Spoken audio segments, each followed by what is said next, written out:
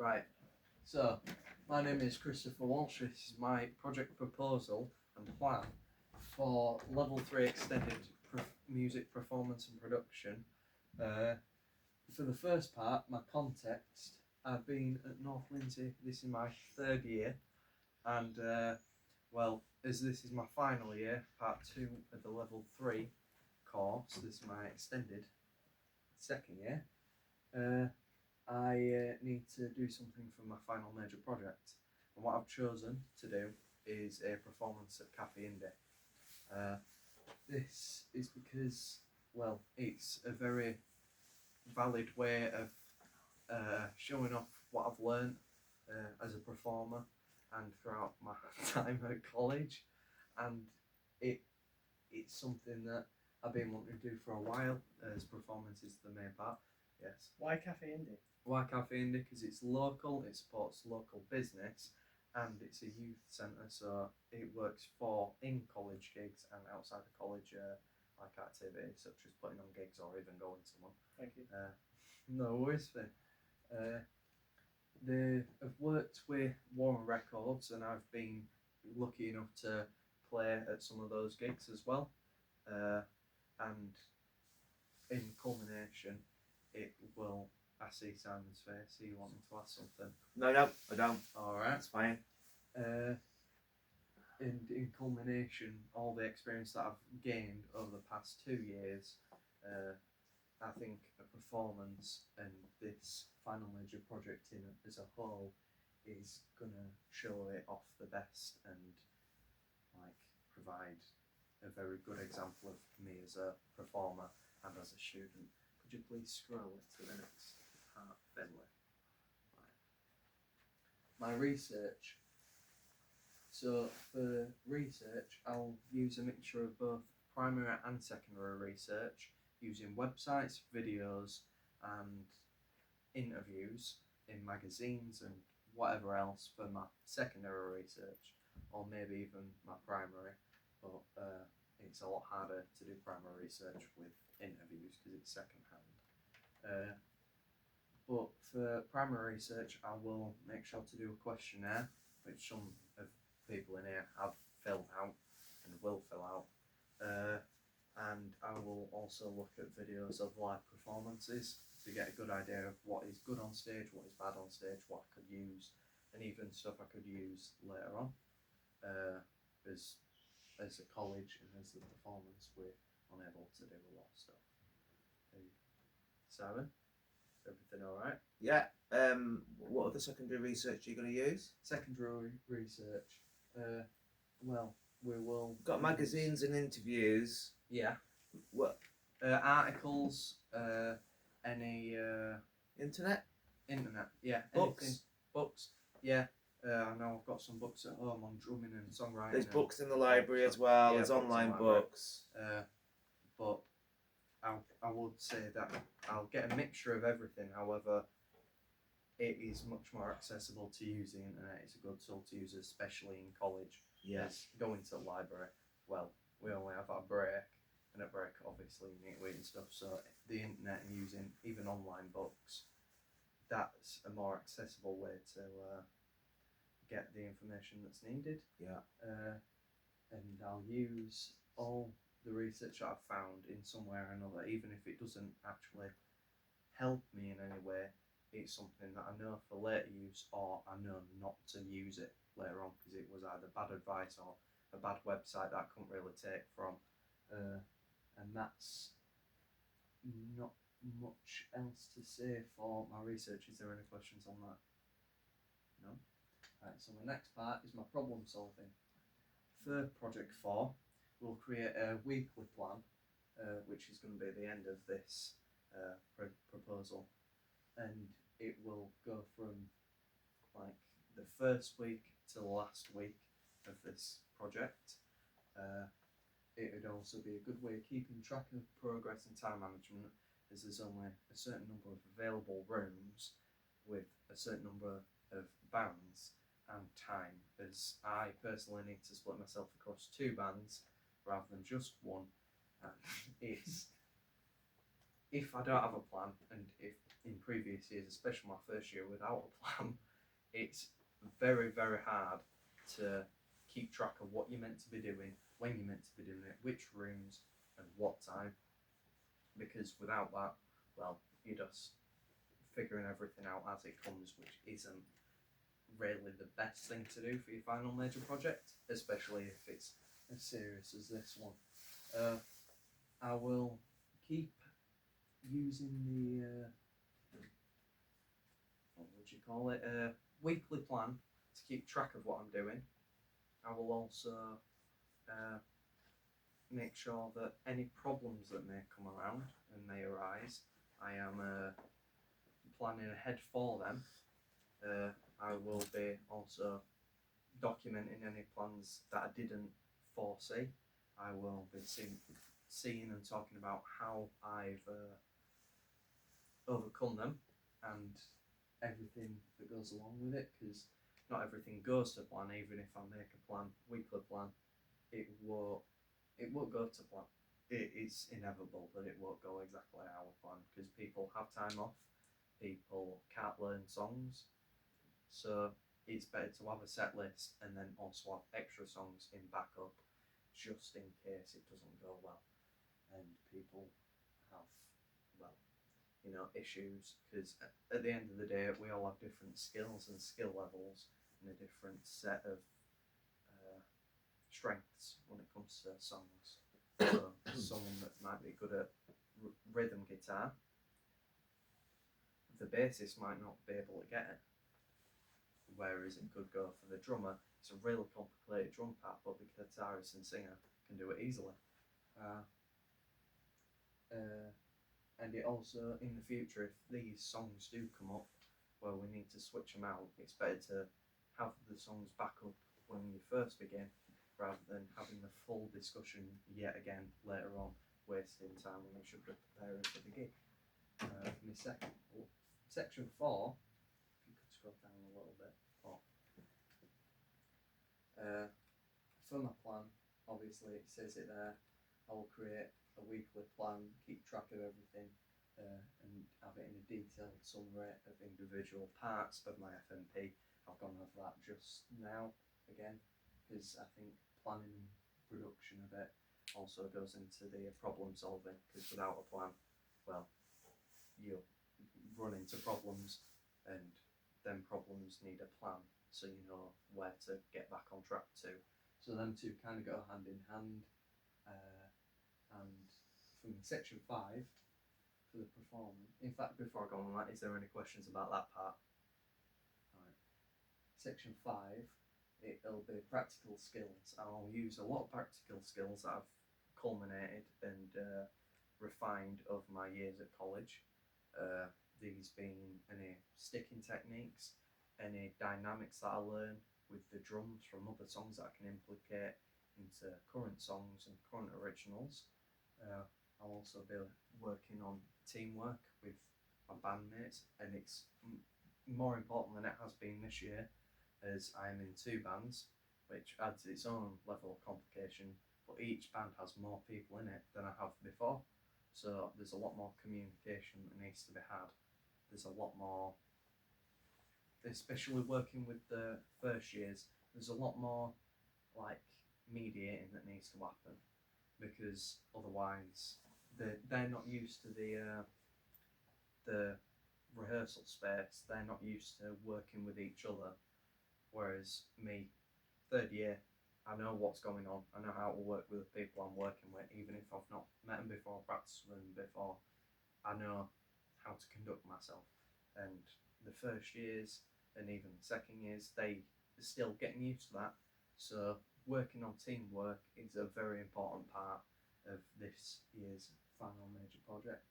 I will also be using the questionnaire that I'm going to do and the previous ones that I have done to know where to improve on, such as, like, personally, I know my timing, although it's gotten better since I started, on stage it can kind of mess up a little bit, especially if I'm not sure with a song. As the first we did this year, as Danny can remember, I was in the band for a week before the performance, so I wasn't as confident on stage performing the songs, which causes stress, and then adrenaline, you speed up, and well, we managed to play, but it was very difficult to play at that speed.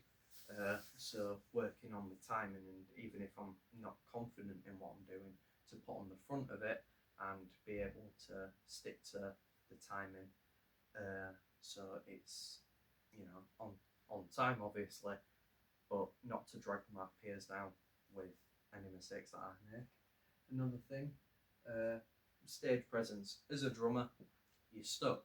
You sat down behind the kit, and I will look at that in my bibliography, because I have already looked at and will continue to look at websites and videos on about stage presence for drummers, because we can speak to the crowd, we can maybe be a bit more theatrical with our movements, but at the end of the day, we're not at the front of the stage, and it's very difficult to be seen.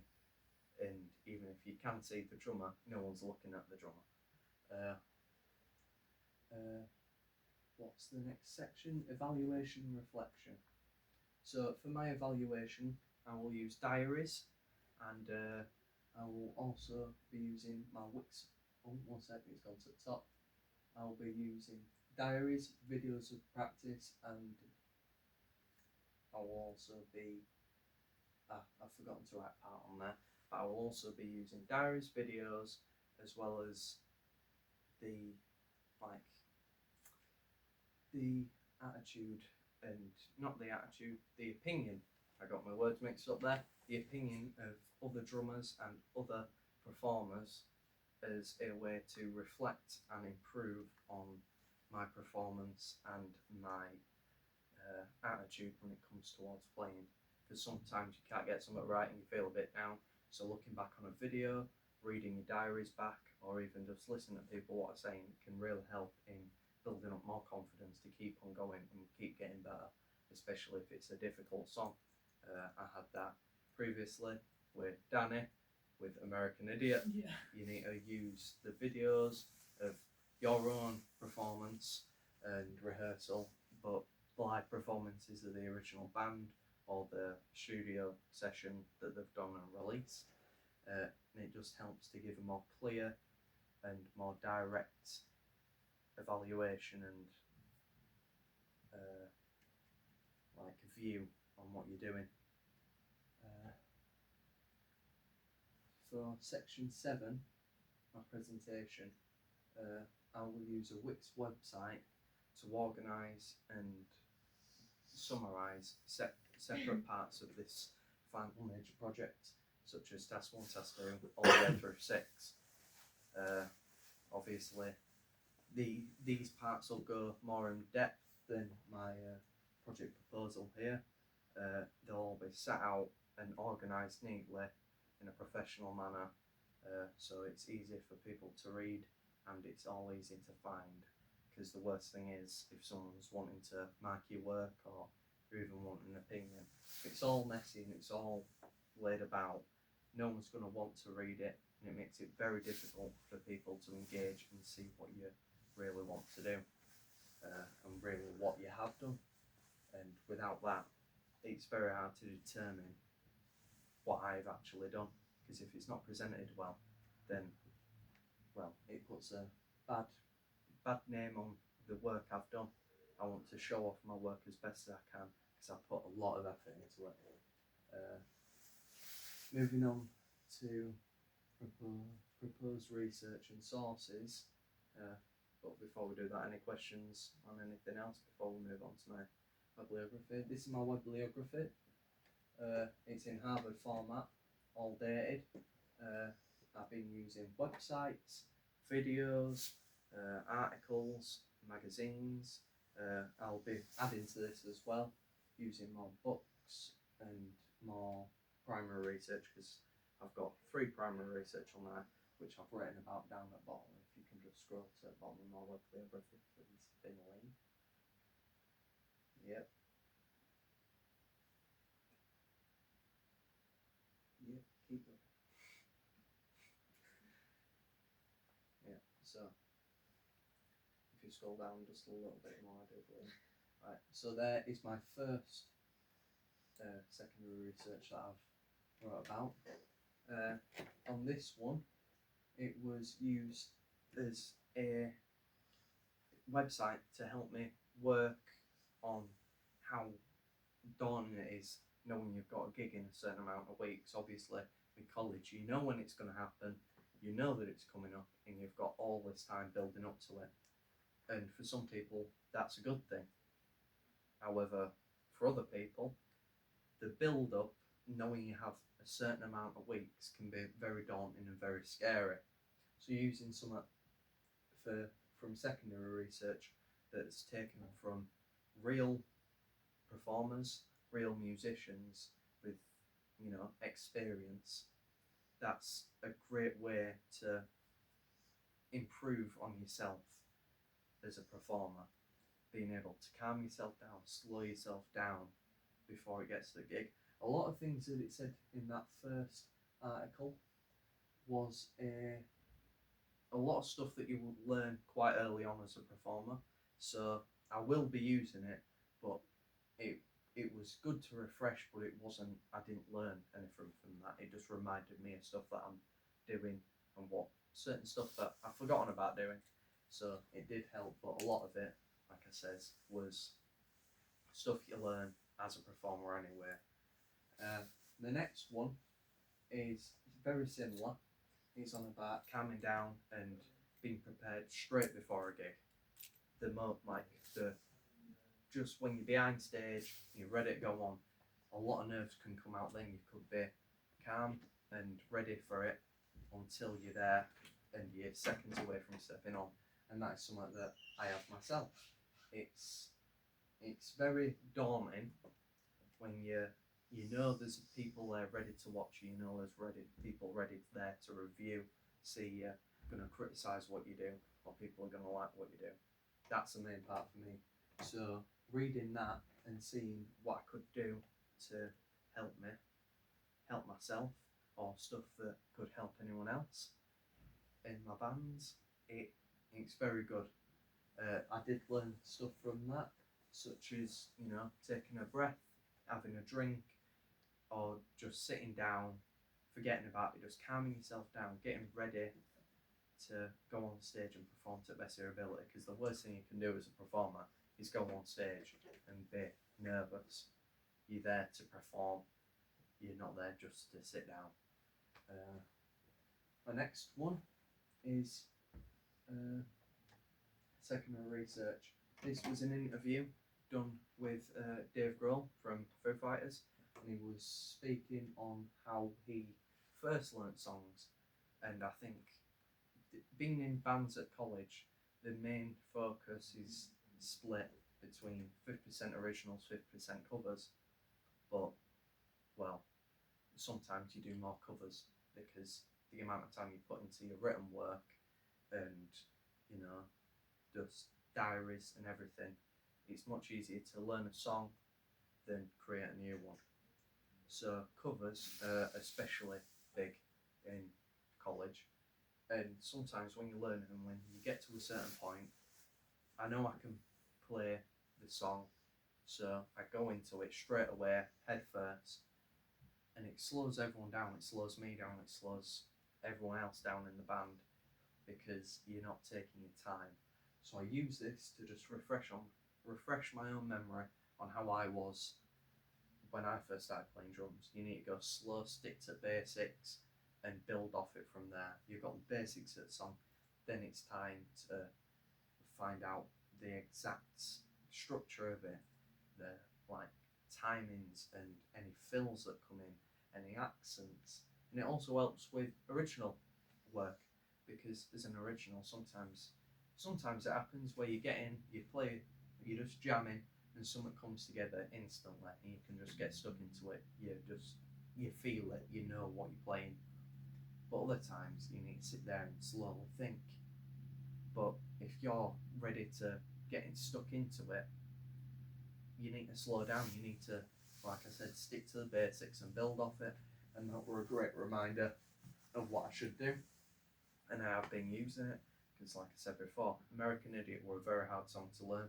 for our band because I got dropped in the band very late on, and the speed and the fill that needs playing, I can do it, but because I were just jumping straight in, I didn't take the time to, sit back, relax, learn the basics, and build off it.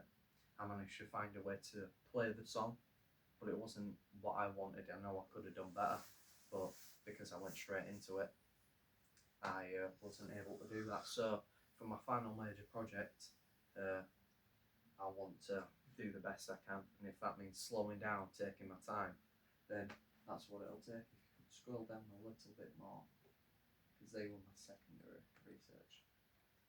Now it's onto my primary research, if you can stop there, Finn. Up there, primary research, my questionnaire. I sent this to most people in the course. I do believe there's some people that missed out. However, I did get, I think it was 11 responses, and I think I had 7 or 8 questions. They were all on about stuff they'd like to see, stuff they'd liked seeing when I was performing, my strengths, my weaknesses, what they could think I could do to improve, all things I want to hear from the audience, from my peers, from my bandmates. It gives them a way to say it and speak their opinion, give them a voice rather than in the studio, because in the studio it can get very heated. A lot of arguments can happen, a lot of just ignoring, playing over each other. So a questionnaire is good for me to evaluate myself, see what the audience wants, because luckily in college the audience is filled with people we know, bandmates from previous bands or current ones. They are very varied, and you get a very honest opinion and you can hear it, whereas an actual performance you might not get to listen to the audience. But it also gives me time to look back on stuff that I've done, because I could think I did something terrible when in actual fact the worst thing I did was something I didn't even realise, such as my timing on stage. I didn't realise it because I was so filled with adrenaline, I lost track of what I should do, whereas everyone else noticed it. That's the best example I could give. My second example of primary research, I took notes from Tommy Lee. He's one of the best performing. Yeah, I'm good. I took one of the best. He is one of the best performers. He's not the best drummer, but he's a great performer. And obviously that video there, it's the first time he had his drum kit in a cage and it was spinning. Obviously I can't do that. However, he has a microphone on him. He's spinning his sticks. He's doing a lot. He's engaging with the audience separately from what a normal drummer would. Most drummers sit at the back. They might get introduced. They might do a drum solo. That's it. He was almost a face of the band while he was sat at the back on the drums. So I want to take notes from that, because it depends on the other people in your band. If they're not comfortable speaking to the audience and you are, the best thing you can do is step forward, because if they're nervous about one thing, they're going to overthink and be anxious about another thing, could ruin the performance. Whereas if you're not anxious about that sort of stuff, you could take over that role, and it prepares them to, they're just there to play, they're more comfortable, they're more confident, you're comfortable, you've got, you can do what you need to, and well, it helps everyone in the long run. So I could do that, because there is in our band people who don't want to speak to audience, people that might not show up, you never know. So it's best to have that backup, or to go straight in and say I'm speaking and I am willing to do that. My third example of primary research, it is a video of a marching band in America. It is the snare drummer. He is using multiple techniques to play. He's not telling me, he's not showing me. Well, he is showing me, but it's a video. It's just of him playing. I use that for primary research, because I was looking at how he was holding them. I was sat in my room watching him, how he played, how he held them, rhythms that he was playing. I took that from the video myself. So that's why it's primary research. but as it's a video, I have a visual thing there to look on and see, oh, I'm not holding it right, or oh, I need to play it like this. And then audio, so if I can listen for the mistakes I make, I can listen to them at the same time if I play along with the video, because then I can audibly hear where I'm going wrong. And that, as a drummer, as any musician, is one of the best tools that you have, listening to the original to see how different it is from where you are. Could you scroll down a little bit more, please? This is my weekly plan. So obviously, first 2 weeks I'll be doing task 1, which was this project proposal. I've got an equipment list there that goes through what we're doing. I've got the dates when the week starts, the number of them. I've also marked out the half term and the week of the gig. So if you could keep scrolling down, I'll talk through it. So see there, I'll be finishing project 1, which I have. I'll be finishing off the Webliography as I go through. I will be adding to it in later tasks, but they will be marked off in the Wix website. After I finish that, I've also started talking about my practical, because in the week I'll be doing a mixture of both. So I've listed out the written work I'll be doing and the practical work I'll be doing, and I've gone through it as much as I can. There'll be more in depth in the videos and the diaries. The equipment list stays the same. The only time it really changes is for the gig. However, that'll be an entire equipment listing amps, microphones, mics, and everything that we need. That'll be for the final major gig. If you could keep scrolling. So task 2 there, it will be writing, and I'll be doing that in the 4th week. And I will still be doing my practical work, and I will be going through it. We'll keep scrolling. So if you stop there for a second, this week I'll be focusing on task 2, finishing it off, getting ready for task 3. For my entire weekly plan, I've listed out the tasks, because if I say I'm just going to do written work and I'm just going to perform, that's not distinction level, and it's not much of a plan. I need to know exactly what I'm doing. So if something does arise, such as someone don't turn up to practice, and we need to, figure out what we're going to do, I need to know where to go to, which the weekly plan helps. Say, week 5, week 6, if I'm doing something, this is just as in hypothetical.